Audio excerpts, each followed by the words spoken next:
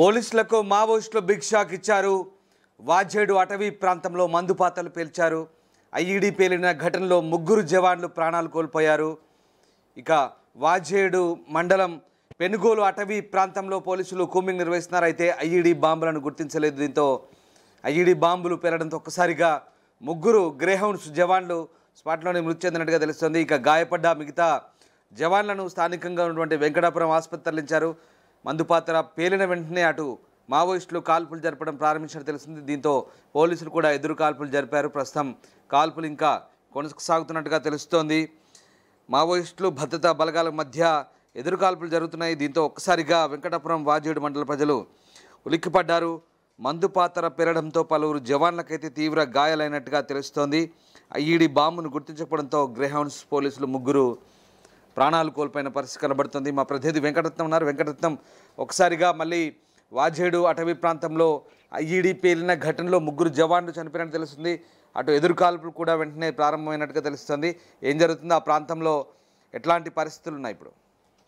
అయితే ఇప్పటి వరకు కరెగుట్ట అటవీ ప్రాంతంలో జల్లెడపడుతున్నటువంటి భద్రతా బలగాలు ఇప్పుడు వాజేడు మండలము అలాగే వెంకటాపురం మండల ప్రాంతంతో పాటు ఇటు పెనుగోలు ప్రాంతానికి కూడా నిన్న సాయంత్రం భద్రతా బలగాలు అంటే మనకు సంబంధించినటువంటి గ్రేహౌండ్స్ బలగాలు బయలుదేరాయి. ఈ నేపథ్యంలో నిన్న రాత్రి బయలుదేరినటువంటి బలగాలు ఇక్కడ ఈ రోజు వెళ్తున్నటువంటి క్రమంలో ఇక్కడ ఐఈడీ బాంబు పేలి 3 జవాన్లు మృతి చెందినట్టుగా మనకు విశ్వసనీయ సమాచారం. దీనికి సంబంధించి ఇక్కడ ములుగు ఎస్పీ శబరీష్ కూడా దీన్ని ధృవీకరించారు. అయితే ఈ నేపథ్యంలో కూడా అక్కడ ఉన్నటువంటి పరిస్థితి అంటే 3 జవాన్లు మరణించడమే కాకుండా మరొక 5గురికి పైగా గాయాలు అయినట్టుగా తెలుస్తుంది. ఈ నేపథ్యంలో ఇక్కడ మరిన్ని బలగాలు కూడా అటు నక్సలైట్లు ఉన్నారన్నటువంటి మావోయిస్టులు ఉన్నారన్నటువంటి సమాచారంతో మరింత మంది భద్రతా బలగాలు అటువైపు వెళ్తున్నటువంటి పరిస్థితి కనిపిస్తుంది. ఇప్పటి వరకు భద్రతా బలగాలకు సంబంధించినటువంటి ఐఈడీ బాంబులు కొన్ని 200కు పైగా నిర్వీర్యం చేసుకుంటూ వెళ్తున్నటువంటి అలాగే నిర్వీర్యం చేస్తున్నటువంటి క్రమంలోనే ఇప్పుడు మరో 3 ఇదివరకు గాయపడ్డారు. ఇప్పుడు ప్రస్తుతానికి 3 జవాన్లు మరణించడం కూడా తీవ్రంగా భద్రతా బలగాలు ఆలోచింపజేసేటువంటి పరిస్థితి. ఇప్పటి వరకు నిర్వీర్యం చేస్తున్నటువంటి బాంబులన్నీ పేలి కొంతమంది గాయపడ్డటువంటి నేపథ్యంలో ఇప్పుడు మరణించడం అనేది కూడా కొంత భద్రతా బలగాల్లో కలవరం మొదలైంది.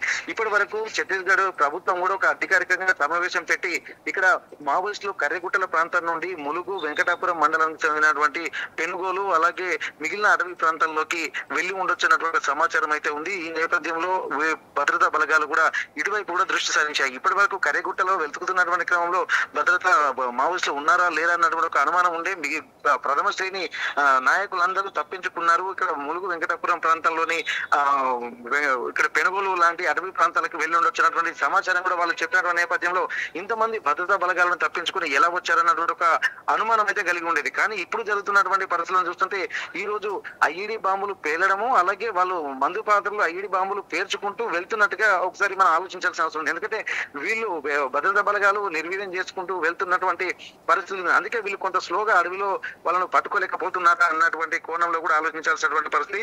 ఇక్కడ అడవి మాత్రం పూర్తిగా వాళ్ళకు కరతలమలకమైనటువంటి నేపథ్యంలో భద్రతా బలగాలు మాత్రం ఆచితూచి ఇప్పుడు ప్రస్తుతానికైతే ఇక్కడ ఎన్కౌంటర్ కూడా కొనసాగుతున్నట్టుగా సమాచారము. దీంట్లో కొంతమంది గాయపడినటువంటి భద్రతా బలగాలను మాత్రం వెంకటాపురం మండలం సంబంధించి అలాగే మృతి చెందినటువంటి వారిని కూడా గ్రేహౌండ్ బలగాలను వెంకటాపురం మండల ప్రభుత్వ ఆసుపత్రికి తీసుకొచ్చేటువంటి అవకాశం ఉంటుంది. కాబట్టి ఇప్పుడు ఏం జరుగుతుంది అన్నటువంటి కోణంలో ఉన్నారు. ఈ విషయం తెలుసుకున్నటువంటి ఎస్పీ శబరీష్ కూడా వెంటనే మరిన్ని బలగాలను తీసుకుని వెంకటాపురం మండలానికి సంబంధించి అలాగే వాజేడు మండల ప్రాంతంలో ఉన్నటువంటి అటవీ ప్రాంతాల్లోకి వెళ్తున్నట్టుగా తెలుస్తుంది. మరి కాసేపట్లో పూర్తి క్లారిటీ వచ్చేటువంటి అవకాశం ఉంది. ఎందుకంటే ఇప్పుడు మండల కేంద్రానికి ఇక్కడ 20 కిలోమీటర్ల దూరంలో ఈ అడవి ప్రాంతం లోపల జరిగినట్టుగా తెలుస్తుంది. కాబట్టి అక్కడికి వెళ్ళడానికి కొంత ఇబ్బందులు పడుతున్నటువంటి పరిస్థితి ఉంది. ఎందుకంటే హుటాహుటిన వెళ్ళేటువంటి అవకాశం అయితే అనిపిస్తుంది. ఎందుకంటే మళ్ళీ ఇక్కడ భద్రతా బలగాలు వెళ్తున్నటువంటి క్రమంలో ఎక్కడ ఏముందో అన్నటువంటి ఒక సూచనలు అలాగే జాగ్రత్తలు పాటించుకుంటూ వెళ్లాల్సినటువంటి పరిస్థితి ఉంది. కాబట్టి వీటన్నిటిని దృష్టిలో పెట్టుకుని ఆచితూచి స్పందించేటువంటి పరిస్థితులు అయితే కనిపిస్తున్నాయి. ఏదేమైనప్పటికీ కూడా ఇప్పటికే ఐఈడీ బాంబులు 200 ఐఈడీ బాంబులకు పైగా నిర్వీర్యం చేశారు. 3 జవాన్లు మాత్రం ఐఈడీ బాంబులు పేలి తీవ్ర గాయాల పాలైన తర్వాత ఛత్తీస్గఢ్ కు సంబంధించినటువంటి వాళ్ళను హెలికాప్టర్ లో అక్కడ బస్తర్కు ఆ ప్రాంతాలకు తరలించారు. ఇక్కడ వరంగల్ మన తెలంగాణ ప్రాంతానికి సంబంధించినటువంటి గ్రేహౌండ్స్ బలగాలు మాత్రం ఐఈడీ బాంబులు పేలి 3 చనిపోవడము అలాగే ఇంకా అక్కడ ఉన్నటువంటి మావోయిస్టులు ఉన్నటువంటి సమాచారం సమాచారంతో వెళ్తున్నటువంటి క్రమంలో ఎన్కౌంటర్ కూడా జరుగుతున్నట్టు తెలుస్తుంది. మరి కాసేపట్లో ఏం జరుగుతుంది అన్నటువంటి విషయం కూడా ఇంకో క్లారిటీ వచ్చేటువంటి అవకాశం ఉంది. బలగాలు కూడా కంటిన్యూగా వెళ్తున్నటువంటి నేపథ్యంలో ఈ ఎన్కౌంటర్ కూడా కంటిన్యూగా కొనసాగుతున్నట్టుగా తెలుస్తుంది. Ramadas. Right, yes, thank you Ratnam. So రకంగా మావోయిస్టులు ఐఈడీ పేల్చడంతో ముగ్గురు జవాన్లు మృత్యువాత పడ్డారు. వెంటనే కాల్పులు ఫైరింగ్ ఓపెన్ అయినట్టుగా తెలుస్తుంది. కాల్పులు జరగడంతో ఎదురు కాల్పులు చోటు చేసుకుంటున్నాయి. వెంకటాపురం ఆసుపత్రికి ప్రస్తుతం గాయపడ్డ జవాన్లను తరలించారు. దీంతో ఒక్కసారిగా మళ్ళీ వాజేడు వెంకటాపురం మండలాల్లో ఉద్రిక్తత కొనసాగుతోంది. పెనుగోలు అటవీ ప్రాంతంలో పోలీసులు కుమ్మింగ్ చేస్తుండగా ఐఈడీ పేలినట్టు తెలుస్తుంది. సో ముగ్గురు గ్రేహౌండ్స్ జవాన్లు మృత్యువాత పడ్డారు. ప్రపంచంలో ఏ మూల ఏ క్షణం ఏం జరుగుతుందో వేగంగా తెలుసుకోవడానికి తొలి వెలుగు వాట్సాప్ ఛానల్ని ఫాలో చేయండి.